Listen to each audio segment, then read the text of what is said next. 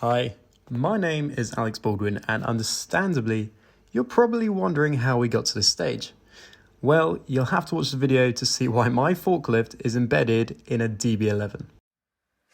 I am sitting in the UK, if not the world's cheapest DB11. Here's why. Now you see, it might have been in a crash, a pretty bad one. It's only got 3 wheels. As you can see, the front left of the car has taken the brunt of the impact with the suspension in, well, a pretty bad way. You can see how the lower control arm has just been completely sheared off. However, once you look past this section of the car, I think we've got a really good DB11 on our hands. It's a 2018 model with only 5,000, yes, 5,000 miles on the clock. Notwithstanding though, this was going to be the most difficult project I've taken on yet. We've already encountered our first issue with this car. The battery's completely dead. So need to somehow charge the battery. Well, the battery is sat in the back of the car here. So I need to get into the car to do that. I can't open the bonnet because I need to get inside to open the bonnet latch to let that go. So we're in a position where I somehow need to get into that car or to get under the bonnet. I know if I can get under the bonnet by the fuse box, there is a starter cable that I'll be able to plug into and charge it enough just to be able to get a door open. Now, normally Astons come new from factory or from the dealership with sort of a safety key. Let me show you what I mean. So as you can see here on the passenger's side, if we were to open this up, you can see there's actually a key slot here. Now, normally these will come with them, but obviously being a salvage, that key has not come with it. So as you can see where the light is, I've had to basically undo these screws or bolts up here to pry this side open. And I've basically used my forklift just to start prying this up. I'm going to start doing it on the other side as well. All I need to actually do is just get it high enough to get access to the fuse box. Now, on the diagrams, it seemed to suggest that the fuse box would be on this side, but that's not the case. I've lifted this bonnet up enough to be able to see it's actually on the other side, which is a bit annoying. So we're going to have to actually pry it open enough just to be able to get to that fuse box and be able to get our red cable onto it to be able to charge the battery. So this bonnet obviously is a total write-off, as you can see. It is absolutely mullered. There's no saving this, so I don't mind sort of being a bit rough with trying to remove it. Obviously I want to protect this light because that's absolutely fine, and everything else around it. Obviously this radiator's fine, this one needs replacing. But the windscreen is also knackered. There's some cracks on the top. Don't know if you can see those up here, but that's going to need replacing as well. So we do have a sort of final option of obviously just breaking through the windscreen and get to the battery that way. But I do sort of worry about getting glass on the leather and also just cutting myself and stuff like that. So I think the better option is actually just trying to remove this bonnet sort of by force, I guess. A bit of a butcher sort of hatchet job, but anyway, that's our first issue. So I undid the bolts holding the latch to the bonnet, lined up the forklift, and we try to pry it open. Well, wish us luck. There we go. And she's free.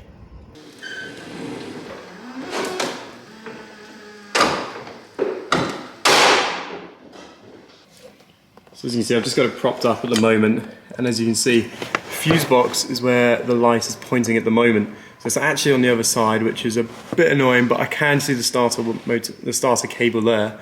So I'm confident if I can get that open, or pry it open enough, just to get a charging point on it, we will be able to get into the car.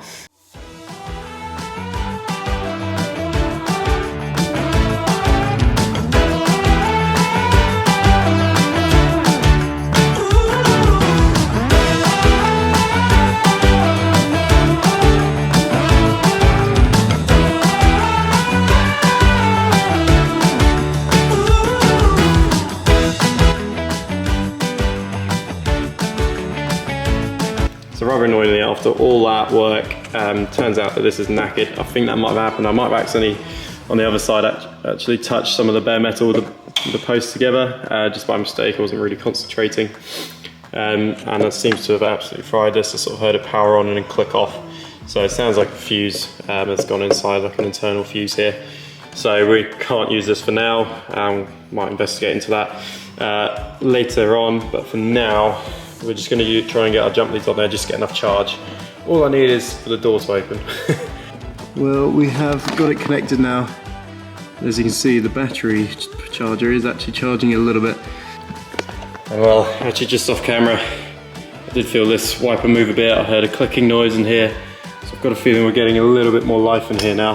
So, I think we can try the fob. And obviously some people say, well, did you not try that at the beginning? Obviously I did. There isn't, the secret key's not here.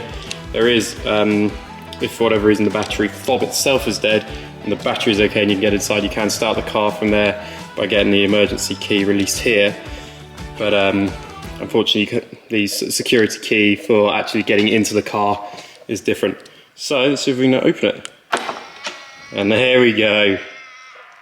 Mirrors have opened. Oh, that's a refreshing noise. I'm very glad about that. And now I was in the car, I could finally show you my favourite part, which is the interior.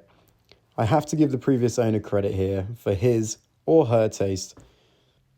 The green and beige leather looks terrific in my opinion, and the wooden trim really complements it.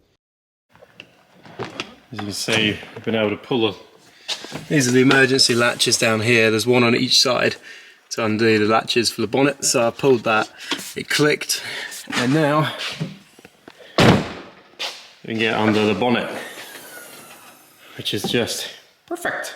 So the battery has already drained this this jump pack.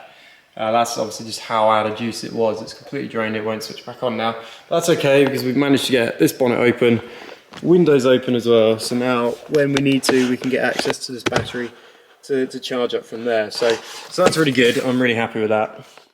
And under the bonnet, we are first drawn to the massive twin turbos, which feed air into the Mercedes AMG engine. I cannot wait to get this back on the road and test it out. So obviously, if you want to watch me rebuild this, do stay tuned to my channel because we won't just be doing that, but obviously, like I mentioned, I'm going to be taking this car around the North Coast 500 and I'm going to be bringing the drone, I'm going to be bringing the cameras along as well, and I'm going to be taking you with me.